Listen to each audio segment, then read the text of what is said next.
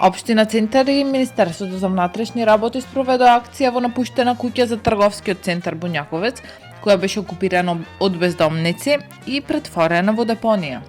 Градоначалникот Горан Герасимовски информираше дека по пријави од граѓаните, инспектори наложиле на собствениците да го изчистат објектот, а полицијата ги иселила бездомниците.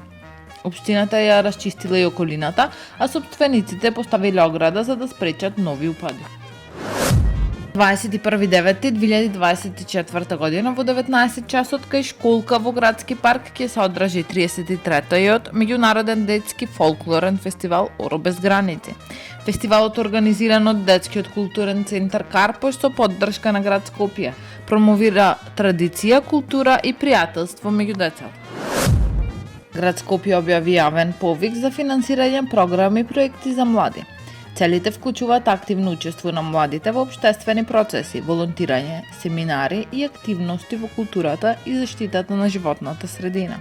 Апликациите можат да се достават до 1 октомври 2024 година, а потребните документи се достапни на официјалниот линк.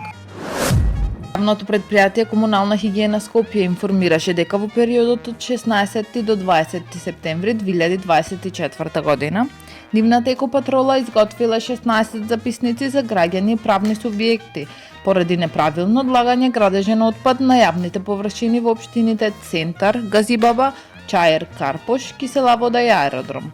Во исто време екипите отстраниле диви депонии на улиците Војвода Васил Чакаларов и Цветан Димов, како и на булеварот Партизански одред.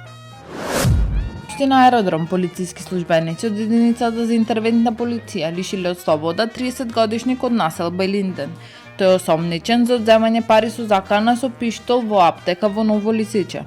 Пиштолот е пронајден и одземен, а парите биле вратени на собственикот. Таму е Скопје, град мој љубав лише, што ми расте сни.